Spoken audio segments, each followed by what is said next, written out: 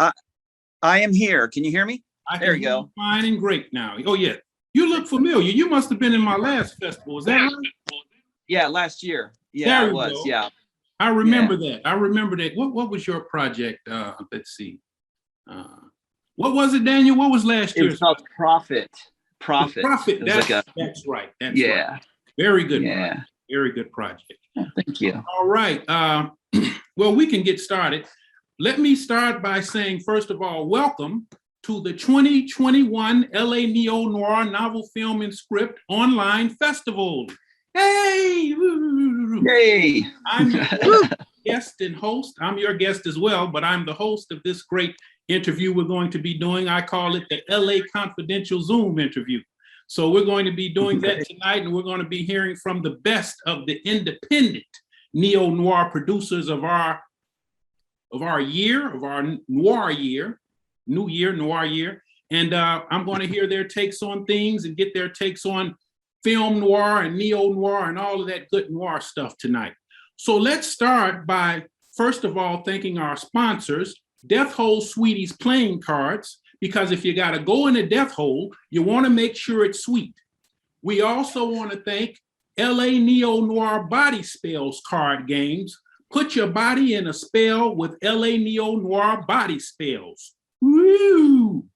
Now, I'd like to hear from my guests tonight. We have some special guests in the building tonight.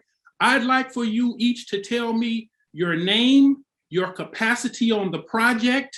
Are you the screenwriter, the director, the producer, the this, the that, the caterer? I want you to tell me the title of your project, and also tell me a little bit about what it's about, okay? I know that's a tall order, just give it your best shot. Billy Duffy, let's start with you. Take it away, Billy. So my name is Billy Duffy, but I write under the pseudonym Virginia Austin. My parents died when I was young, so it's a tribute to them. I've always written under Virginia Austin. The project entitled as screenwriter is Diners and Devils. And it's my actually first submittal of this to a film festival. However, in the last 2 years, I've had a great run because this is my 96th film festival that I've been nominated to with 4 different screenplays. So it's been good. As I said, my association with I'm the screenwriter for the project. I guess if I were to summarize in one sentence, Diners and Devils, it would be driving with the Coen brothers while Nick Cave is sitting in the back seat singing about God, death, and love. That's how I do it in one sentence. The story is centered on the hypocrisy of a small town that's preparing itself for an ACLU lawsuit. It seems someone believes that their First Amendment rights have been violated because on the town sign it says hometown of Jesus Christ. Now this has sent the town into religious fervor where you have the lines for the confessional out the door, and then there's a mock crucifixion float for the 4th of July parade. And there's a little bit of racism to it, supposing from the town, because the ACLU sends in a black lawyer. Now, anyone who knows anything about thievery and vengeance understands the perfect time to fleece the sheep. So there's a heist of the town's largest employer, and there is a murder of their super hot mechanic, Johnny Kane, that takes place. And in the end, we find out it's the priest who sent the letter.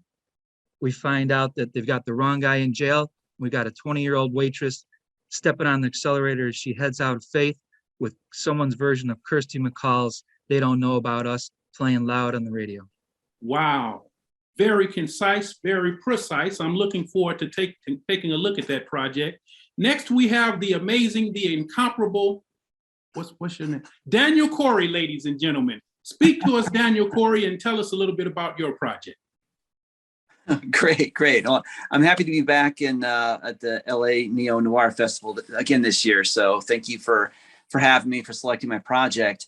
But the project this year is called Delta. It's a screenplay. I'm the screenwriter. And it's the title comes from a very small town in Utah called Delta.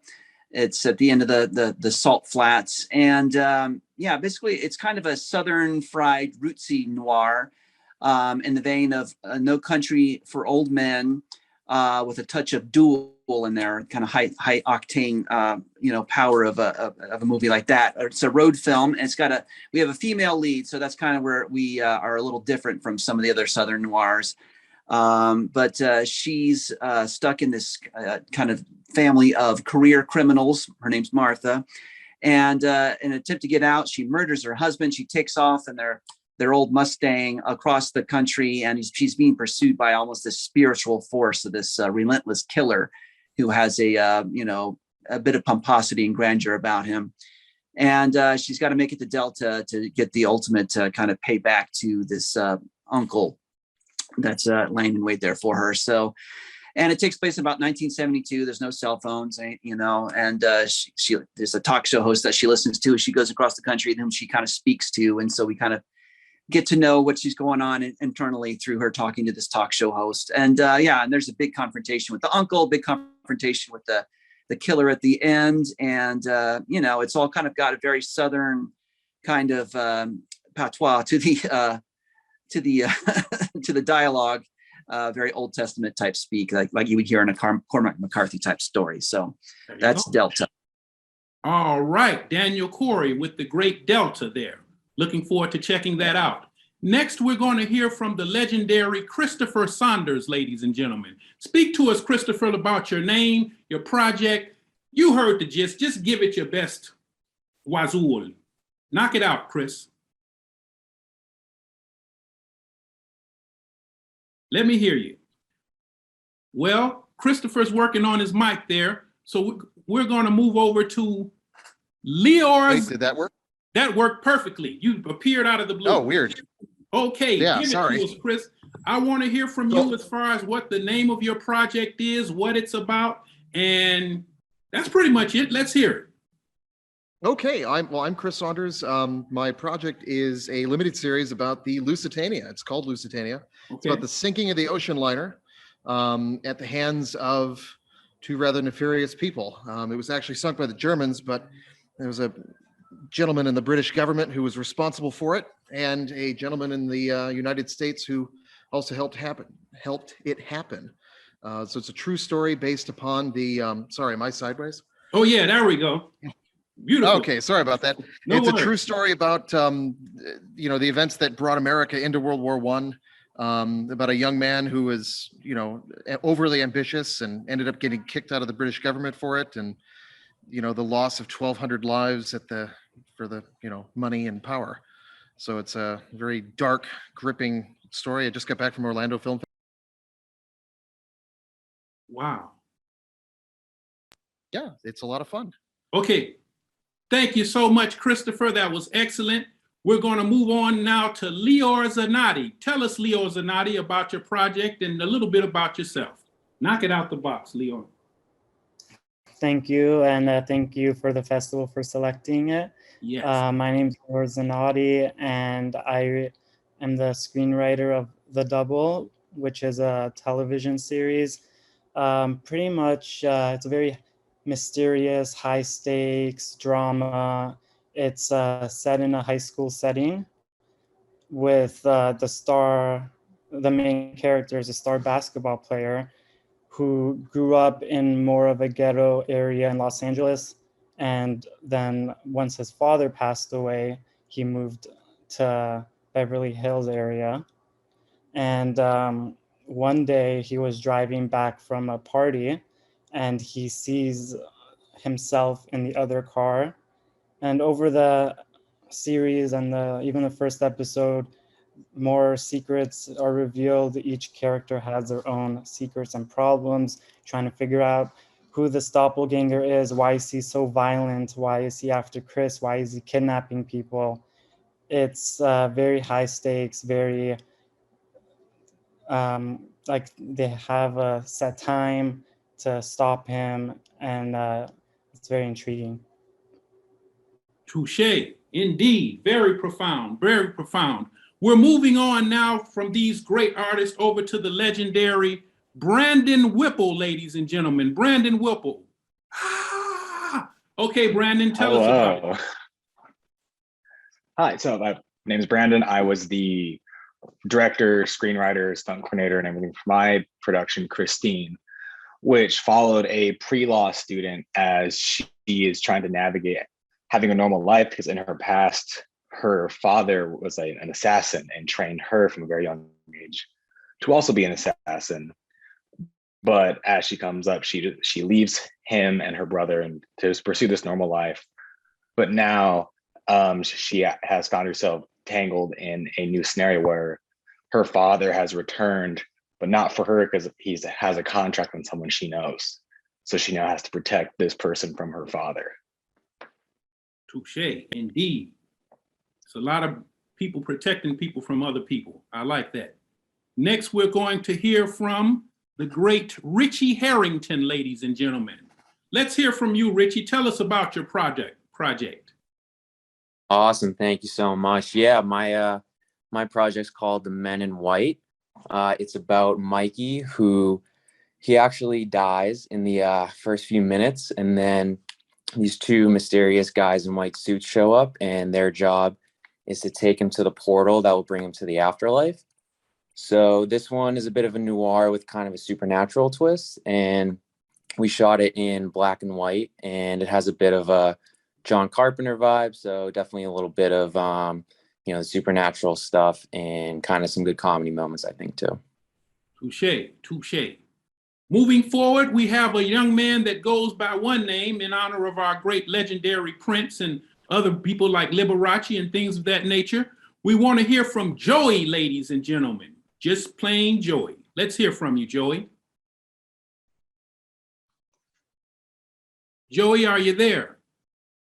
Yes, Joey, yes. Okay. Oh, you came in for a second, Joey. Come back in. Okay. Can you hear me?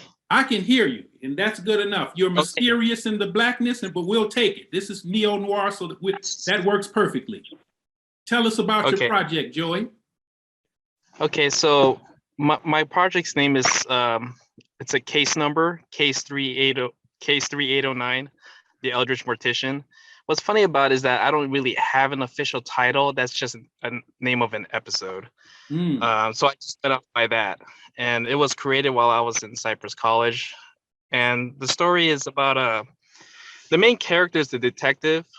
There's this hard-boiled detective. But in this episode, we focus around the little girl who's practically almost a victim in this next story. So she runs into she finds a cat, and the cat lures her into a guy's house, and then she found her mother's car, and she was wondering why no one picked her up from school, so she decided to take a school bus. So she found her cell phone. She's able to log in, seeing a series of texts of her mother not appearing at work, and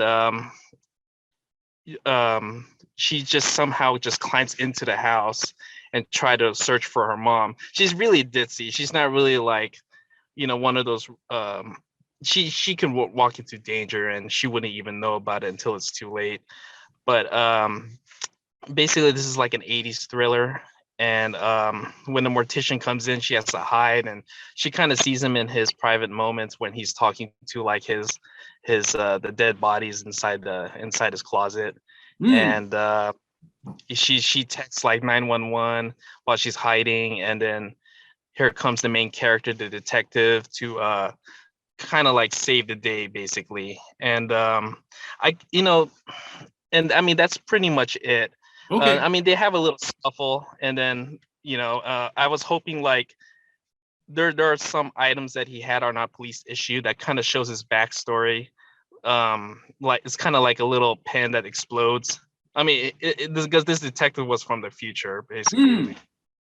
Dead bodies in the closet from the future and a head that explodes. Say no more. You had me at dead bodies in the closet, Joey. We're going to move on now to our final guest, which is actually no one. We only got 7 people here, so we're going to stick with our magnificent 7. I think there's a movie by that title as well.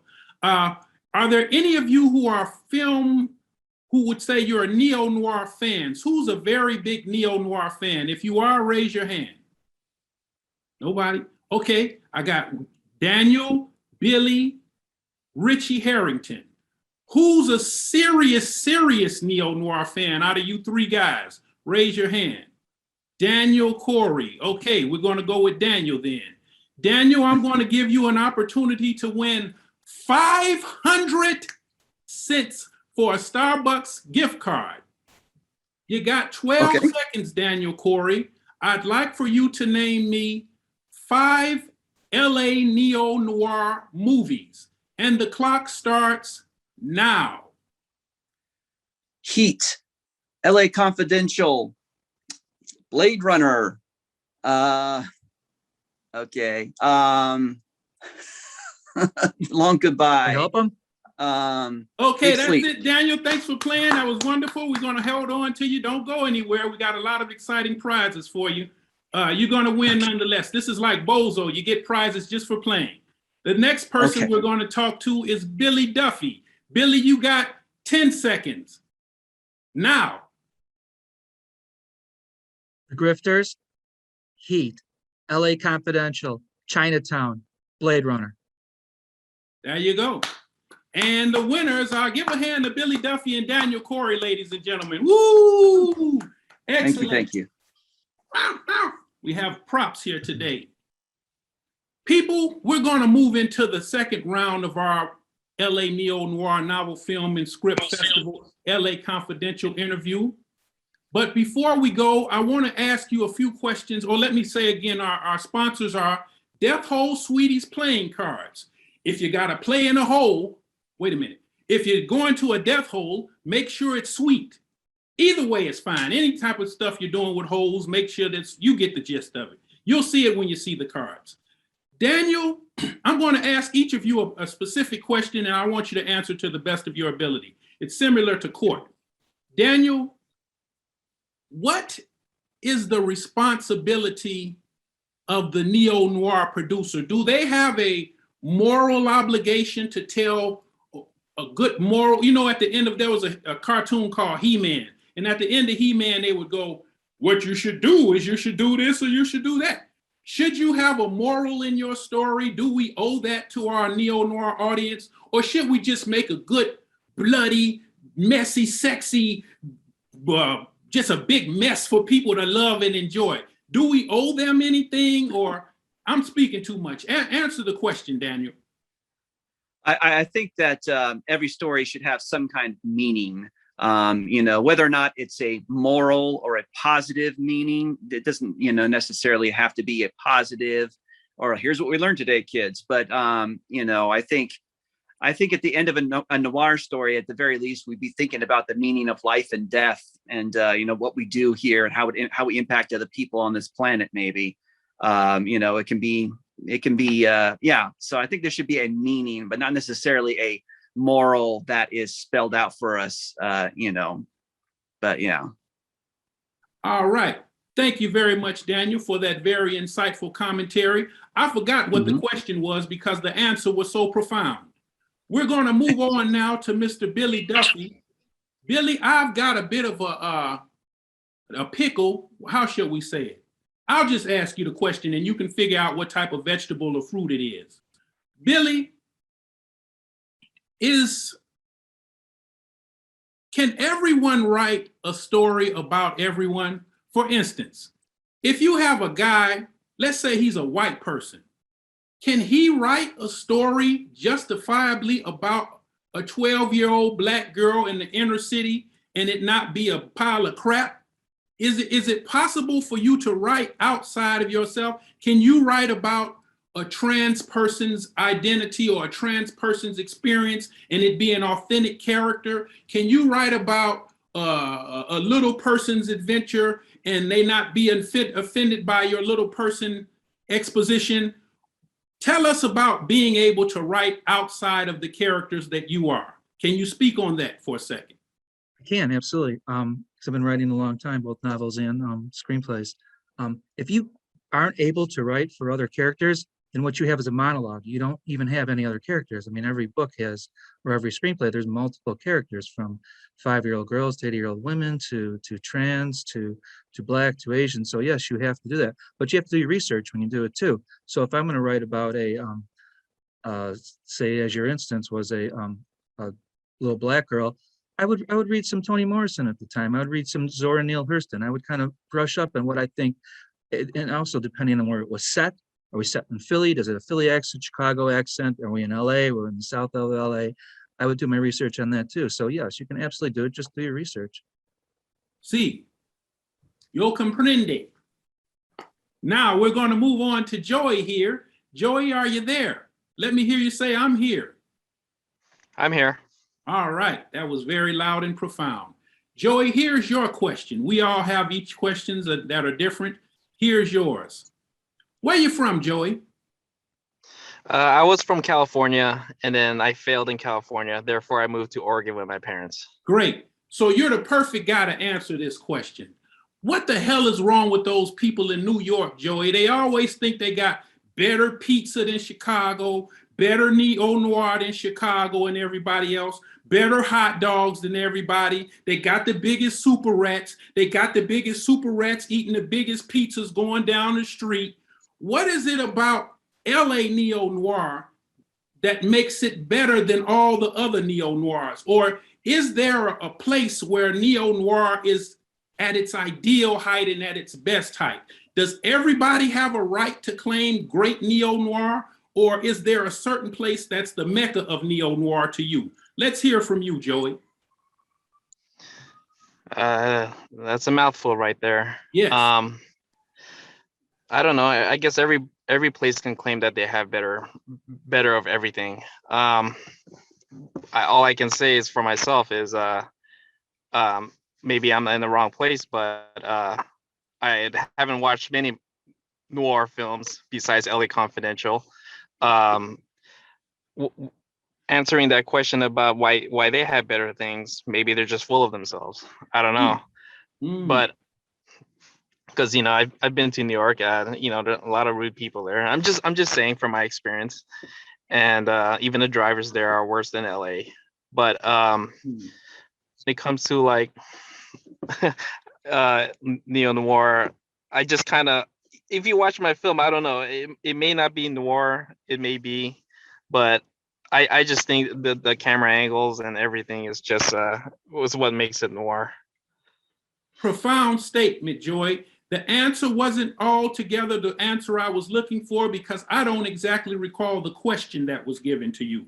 We're going to move on now to Richie Harrington. Richie, I have a question for you. Can you hear me? Yes, can you hear me? I can hear you just fine and dandy, Richie. Richie, here's my question for you.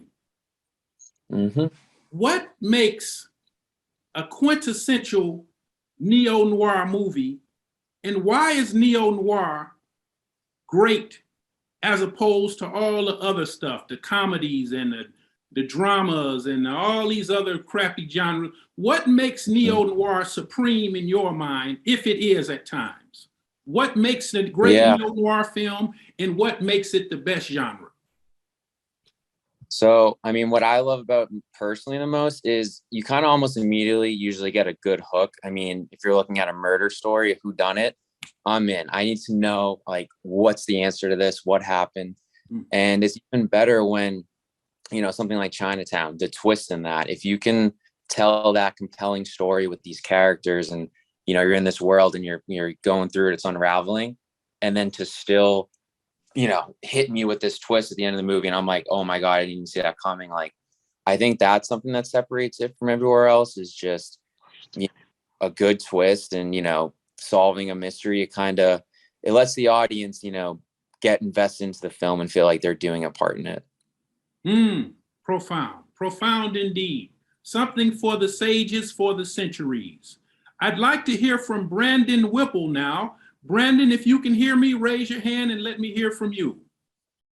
All right. I can hear you. I can hear you as well. Here's my question for you, Brandon. Some people would say that film noir is an old man sport. It's outdated, it's out of tune. The kids like the hippity and the hoppities and the this and the that and the trends and the drug addicts and the various items. How can is there a way to make neo-noir appealing to the youth, to the 12-year-old, to the teenager? Or is it just too vile and adult for them to even grasp? Talk to us a little bit about neo-noir's connection to the youth and how we can make that a more accessible thing. That's a really good question. So I feel like with that, you would need filmmakers to create almost like gateway neo-noir films. You know, like you can't just throw some kids at the deep end with like Blade Runner and everything. I think there needs to be like a nice middle ground where it's obviously neo-noir, but the stakes maybe not as intense as some of the like the better ones. I don't know. Like we make like, so I don't know, because I think that's also how I got into a lot of it, like horror films. Like as a kid, I would watch like Monster House or whatever, and that was like my gateway into that genre. So I think neo noir just needs something similar to that. Touche indeed. Finally, everyone's going to get this closing question, and after that, we're going to proceed to hear from you as far as where we can reach you, what the project is you're working on next, and any other added comments, final comments you'd like to make. But the first question I want to ask everybody is, and this is all the same for everyone, we'll start with Daniel Corey. What is the thing you'd like to tell the aspiring neo-noir artist to create great work like Daniel Corey's work? What do they need to do to be the next great Daniel Corey? Let's hear from you, Daniel. Oh, well, thank you. Well, first, do your research, like Billy was saying earlier. Watch a lot of films in this genre. Watch The Godfathers and any adaptations of Philip Marlowe and Sam Spade, the films of Michael Mann. Just really immerse yourself in that and read a lot of the novels and stuff like that. So you get to know the conventions of the stories, so you know how to tell these type of stories. And going back to the question you'd asked me before, should it have a moral, whatever? I think, like I said, I think it should have meaning. So if you want to construct a complex story about a person who's caught in a situation surrounded by crime and criminals and forces they don't understand are coming after them, we wanted to understand what the heart of the character is, and I think about something like Mystic River, perhaps, where what was driving Sean Penn's character in the film adaptation of that, we understood his heart. We understood the heart of everybody in that story.